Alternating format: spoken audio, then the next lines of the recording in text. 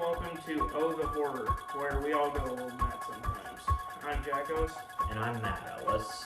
and today we are joined by Dr. Jeffrey Ellis, otherwise known as our dad, a pathologist who served on the board of directors at St. Clair Regional Medical Hospital in Moorhead, Kentucky, and is also a professor at the University of Kentucky. Dad? Hi guys, happy to be here. Happy to have you here. Today we're going to be discussing the 2011, I believe, outbreak film Contagion and consult a real doctor about its relative accuracy. Alright, should we just go through the film, like scene by scene, like Sure. we usually do? Alright. The film starts with, I guess, the first victim of this outbreak, Gwyneth Paltrow, who is in Chicago after flying back from Japan.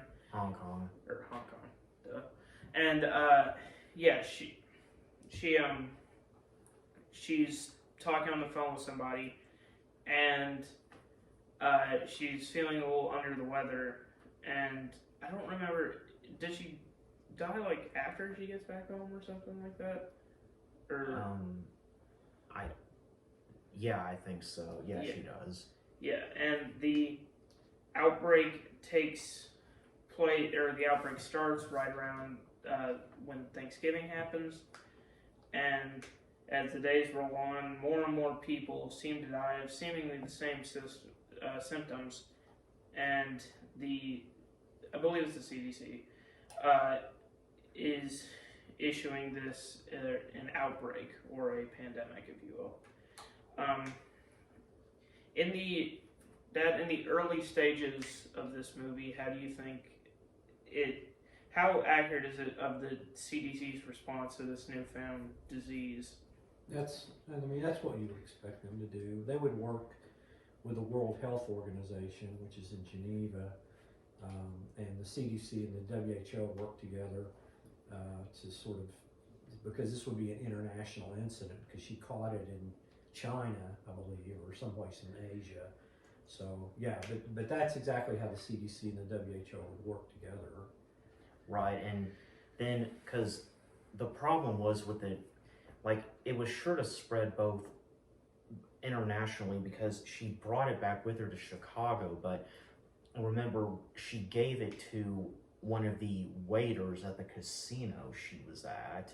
So she was technically the first victim of it, and then that guy got it, and then he spread it to a bunch of people in his community, so... And then she came back to the States and spread it to a bunch of people, so... Right. Yeah. That's how it works. And yeah, you get the sort of tension and panic as far as a movie standpoint, where these various organizations who don't normally work together are not only tasked with how to contain and eventually extinguish this virus, but to even find out what it is and how it came to be. And now, would you like to explain the next parts of the movie? The next part of the movie, it shows where it is spreading all across the world, probably even quicker than the COVID pandemic did. I mean, does that... Yeah, it is. In the movie, it is, right. So it's really even more aggressive than the COVID was. Yeah, because even in the bridge between Thanksgiving and Christmas, it's already become like relatively widespread, at least I believe, just by the timeline of the film. Right, people are being quarantined, people all around the world are dying left and right. It was weird with this one. It's like, when you died from it, you first like started bleeding out of your eyes, I think, was it, and like you just started bleeding out of everywhere, and you know, that is sort of what killed you. I mean, does that kind of sound like how it would be if it was... There's certain kind of viruses called enteral hemorrhagic viruses, which are essentially, they cause consumption of all the blood clotting factors, and as a result, the patients can't clot, so they just start bleeding out of every orifice, and that's one of the ways Ebola kills people. So that's a typical presentation for you. So yeah, that's very feasible. Yeah, I was just about to ask, like, isn't that one of the symptoms of Ebola or something like that? Isn't Ebola? Isn't that the case where like you literally shit your guts out? Yeah, that's pretty close to accurate. Yeah. So yeah, it's the military is shutting everything down. People are actually having to line up to get basic living essentials, food, hygiene items, and it mostly just focuses on when it comes to the victim's standpoint, the people who aren't really doing anything to fight it but are just having to suffer from it. It just shows the family of the woman who was the first person to contract it. It just shows them in their house, and the dad, played by Matt Damon. Does anyone remember his name? I don't Character. know. Okay, well, yeah, he's trying, and him just trying to get things for his daughter that he needs to get, and also keeping her away from a boy she's interested in. But other than that, everyone it shows are people trying to fight it. You've got people from this. You've got Lawrence Fishburne's character, who is a high-ranking guy at the CDC, I think. Yeah. He's doing what he can to fight against it, and then he's got one person who goes all around the world to fight it, and he's got I think he's got two women who are his right-hand people who are working with him to figure this out, who also work at the CDC. And then you've got a high-ranking military official played by Bryan Cranston, who is, of course, just using his military to do whatever can be done to fight it. And yeah, that actually is pretty much it as far as main characters go. Yeah, a lot of big names in this movie, and that's like the curse of at least movies that we talk about, is that if you're going to have characters that are played by famous actors, we're not really going to remember their names very much. We're just going to refer to them as the actors that played them. But a aspect I liked about this movie that, just from a movie standpoint, is that it more covers the human aspect of the outbreak. I almost guarantee people didn't expect this to be some sort of post-apocalyptic Romero type film, but it sort of shows, the panic, the grief, the loss that can go on in a very trying time like this, which I think we're all very well aware of. And that was a point that I really appreciated, is not dwelling so much on the outbreak sort of side of it, but how people are reacting to it, which is just as important as the disease itself. One thing we should probably go over is how exactly it was that it started, because I think it showed in the movie it was started by a bat who... It was a pig, right? I'm pretty sure it was a bat. It may have been a little of both, but it had... somebody who worked in the casino where the woman was in had made contact with it, and then he gave it to all of. I don't know. Do you remember? There was a sequence at the end, like the very end of the movie, when they were trying to show where it came from. Yeah, and I believe there was a pig with some sort of unknown disease, and they were using that pig in the kitchen, and the chef had dealt with it. And the disease spread to him through contact, and then they took a picture with the person who died in the beginning of them shaking hands, and that picture is actually in real time how the disease is being spread, caught on photo. But wouldn't they, when they grilled the pork, wouldn't they have burned whatever? Well, it was raw. If they didn't cook it enough, it wouldn't. It was cook it thoroughly. The chef was actually handling it raw before he went to go shake hands. And later in this movie, again, it was, I don't know why I keep doing this before these episodes, but it has been a while since I last watched this. I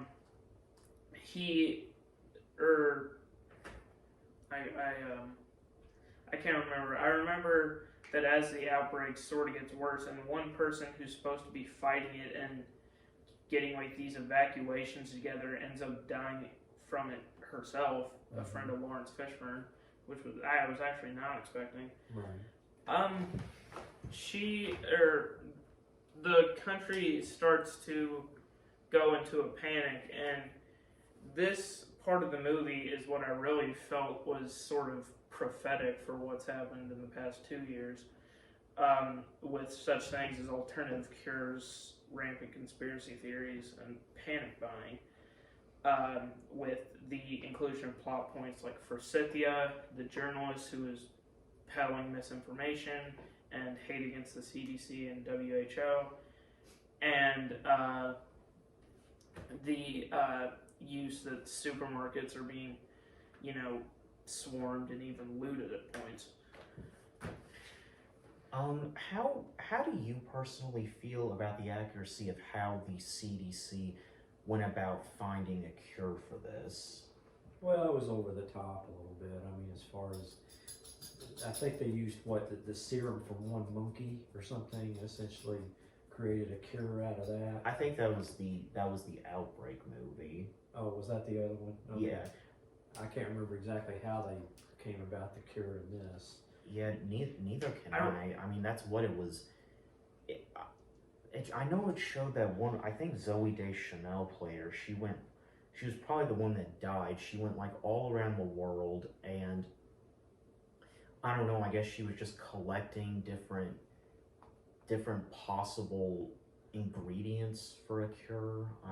Well, I mean, that's certainly not unthinkable that could happen. Yeah. But, I mean, usually if you're trying to develop a virus, you're going to have to try to develop a vaccine. In order to develop a vaccine, you've got to get isolates of the virus, and you have to get antibodies from patients who've already been infected. So those type of things are what you usually typically are looking at. I remember there was that one scene with the two people in the lab in like hazmat suits. Like, weren't they at least examining the disease and a possible cure for it? Yeah, I mean, I'm sure they were. I mean, they diagnosed, as I remember from doing an autopsy on her, right after she died. And I remember when he opened up her skull and looked into her brain, you remember he backed off? It's because he saw an encephalitis. He saw inflammation of the tissue over top of the brain. So he knew that immediately that was an infectious agent.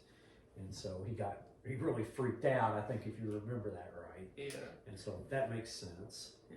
So how exactly does a respiratory infection lead to, what was it, like an overgrowth of some type of tissue in the brain? Well, it causes a meningitis, and it causes an inflammation of the brain because the virus can get into the cerebral spinal fluid, which is around the brain, and when it gets in there, inflammation then follows it into the brain to try to attack it. So now you have these inflammatory cells in the brain, which are normally not there. And of course, that's when she started having all those weird mental symptoms that she had right toward the end, is because you could tell at that point she had some sort of inflammation in the brain because the virus had already moved into the cerebral spinal fluid. And so we get into the later parts of this movie after widespread panic and fear has spread throughout the United States. They are able to develop a cure and to keep from, I guess, sort of turning the cure into some sort of hierarchical system. They end up choosing who gets it randomly, and after that they have to wait however long until everyone else gets another chance to get the cure. And that sort of leads into more scenes that, when these sort of things happen and people aren't allowed to leave their homes or do anything that they prefer doing, like, sometimes you miss out on moments that you only get once. Like, towards the end of the movie, Matt Damon's daughter is upset that she can't go to prom because of this whole pandemic, and it's like, isn't her senior prom or something like that. And, as sad as it is, those aren't moments that you exactly get back, because even if you do something later on, it's just going to seem like a recreation and not really feel authentic. And so, yeah, there are really sweet moments where people try to make up for that, like them having like prom in the living room or something like that. And people sort of dealing with, not only panic and the other stuff we've mentioned, but the loss of time and memories and that sort of thing, which I thought was a really nice aspect. Did either of you want to discuss the other aspects of the movie? Because I honestly can't remember some of them. Well, one thing I want to correct is that the way they chose who would get the vaccine first is they did it as like a lottery system where they would draw out, like, it was like they took one of those things you would, like, from a bingo parlor, and I don't know how did it work, like your birthday was... Yeah, it was the birthday, I believe. Right. So I forget kind of how it works. I mean, does that sound like how they would probably do it in that situation? Well, no, I mean, typically what you're going to do is give it to the most vulnerable first. So if you determine that, let's say children from 5 to 10 years old are the most vulnerable to the virus, you would give them the vaccine first. But it's usually, if you've got a very small amount of vaccine, you try to give it to whoever's going to benefit the most from it. So that would be whoever's the most susceptible to the infection. So, as a pure lottery system, I really don't see that happening. Yeah, that didn't really seem all that. And also one other thing is that, that's Matt Damon's character actually invited the boy that he was trying to keep his daughter away from over to their house so they could have prom in the living room after they had all been vaccinated. So that was a good moment. Matt Damon in this movie, poor guy, he just went through the ringer. I mean, his wife and his kid died within days of each other right before Thanksgiving from a disease that nobody knew how to cure. Wait, when did his kid die? Like right after his wife died. Yeah, it was pretty soon after that. His daughter? He had a son, didn't he? Yeah, he had a tiny son, He was like 5 or 6. a young boy. Yeah. Oh wow. Yeah, that's a shame because we saw that with COVID. I mean, we saw, some families where 2 or 3 members of the same family would die in the same week from COVID. So the movie is quite remarkable in its ability to predict some of what we actually really lived through. I mean, the thing about that drug that they were using on there, I thought was fascinating. Yeah, forsythia, which almost. It almost sounds like ivermectin. Yeah, ivermectin. That's. and that's of course we all know what happened with that, and hydroxychloroquine. Yeah. We just don't. Weren't people injecting that at one point? Hydroxychloroquine. I'm not aware that they were injecting it, but it wouldn't surprise me. Isn't hydroxychloroquine just bleach? No, it's a medicine that's used for malaria. Oh. It used to be used in the treatment of malaria and some tropical diseases. And it had some antidotal positive benefit in COVID, but we don't do anything in a public health setting on antidotal anything. So, theoretically, if you gave 50 people Skittles and 40 people got better from COVID, you could say, well, it was the Skittles that made them better. I mean, you have to have more statistical power than 40 or 50 cases of anything in order to make a public health decision. So, the world of medicine, what I've noticed is some people don't understand that correlation might not always equal causation.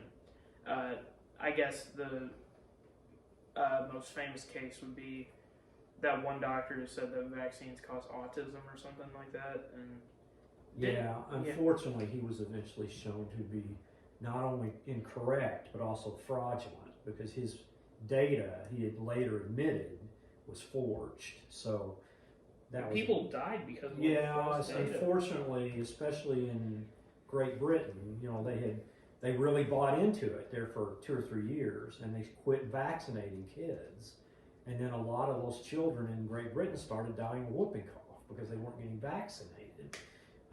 But there has never been any substantial positive statistical proof that vaccine cause autism. There hasn't been. And that guy's original data was never correct. So unfortunately, we've been fighting that battle probably for 30 years now as a result. And then the anti-vax thing kind of seeps into the world of COVID and stuff like that, which. Right. So it's been a perfect storm. It's really been unfortunate, but. In an approach to reach a wider audience, we won't get too political on this show, but I thought that the presentation in the movie was quite good. I mean, it's kind of, if you want to watch a movie and just say, look at that and say, hey, that looks an awful lot like what we went through in 2020. Yeah. It really did. I mean, it really did. The one big difference I noticed is what exactly is like in that movie, even grocery stores were closed down and people just had to line up to get food. But like the funny thing is during the COVID pandemic though, even Amazon was considered an essential business. Yeah, that was one thing that we did differently than the movie did, is that the essential workers were still sent to work, which was, you had to do it. People have to eat. They have to be able to, so there's certain things that you just can't, essentially you can't shut down. Yeah, people didn't want to leave their homes in this movie, but in real life, you couldn't keep people out of grocery stores, which, Well, I mean, but didn't they have to have shut down grocery stores, and that's why, like, military officials were just handing out food to people? In the movie? Yeah. Yeah, that's what they were doing in the movie. They were shutting everything down. Yeah, but it's like, I think in Kentucky, when the COVID pandemic happened, even liquor stores were considered an essential business. And the reason being, I know this because a friend of mine from MSU worked at a liquor store at the time. He said it was because they were worried that if they didn't, then alcoholics would think they were getting sick and check themselves into the hospital. Well, that's probably not an unreasonable thought. Yeah. I hadn't thought of that, but that's probably not an unreasonable thought. Yeah, my liver's in really bad shape too. Maybe you should look at that. Yeah. And so, as far as story goes in this film, there isn't really a lot of one. You get several different characters who are affected by this pandemic, and what's there is pretty good, but most of the story itself is just reactionary procedure to this pandemic, and it's cool to see that. But as is the case with most of our show, we usually go in depth into story elements and in the movies that we look at. But this one, we're looking at story and film and the filmmaking of it as a whole, but also we're also just sort of seeing for accuracy as to how it was in 2020. By the way, this movie was actually directed by Steven Soderbergh, who directed both Ocean's 11 and Aaron Brockovich. So that's a fun fact. One other thing I was wanting to get your opinion on when it came to the CDC is you remember how when the vaccine first came out and people were actually threatening to like a bunch of thugs were like threatening to shoot everybody in like a village. Like there was that one woman she was in China at the time, and there were a bunch of guys who were like threatening to kill everybody there if they didn't get the vaccine. They were threatening the CDC with that. So the CDC just sent a bunch of I guess just placebo. Placebo there, yeah. Yeah, I remember that part. That was an interesting twist that they put in the plot on that. Yeah, and then she actually, when she found that out, she actually went back to go try to help them, which was admirable, but... Yeah, exactly. Yeah, and, some of them probably, who were trying to, loot antidote trucks were more than likely just trying to sell back the antidote for an even higher price than what was being given, which was... Was the vaccine in this movie free, or at least do people have to pay for it? I don't honestly remember. I think it was free in that. Yeah, but I think we've talked mostly about what actually happens in the movie as far as story. So yeah, Dev, what do you have to say about the overall accuracy of this movie as a whole? I thought it was pretty accurate. I mean, there were a few plots and parts of it that were kind of iffy, but for the most part, not only was it pretty accurate, but it actually was pretty prophetic too, which I think made it really interesting. Can you maybe just say one inaccuracy you noticed? The lottery on the vaccine. Yeah, but like any sort of medical inaccuracies? No, I mean, I thought from that standpoint, it was pretty close to right. Yeah. Yeah. And we did have a couple options that we could have done for this episode, such as the 1995 film Outbreak or the 1973 George Romero film The Crazies. But this movie, I think, is the most well-made outbreak film, at least I've ever seen, barring any zombie apocalypse movies. But yeah, so we've already talked about the medical accuracy, which is accurate, but just as a film in and of itself, what do y'all think of this movie? I thought it was pretty good. Yeah. Yeah, I liked it. I thought it was very interesting. What's scale 1 to 10? How would you guys rank this? I'd give it an 8. Yeah. I would probably give it a 9 out of 10. Yeah, I'd probably give it a 9 also. All right. Well, this has been Oh the Hoarder. I'm Jack Ellis. And I'm Matt Ellis. Jeff Ellis over here. And again, thank you for joining us. Oh, happy to be here. Yeah. And we'll see you next time. See ya.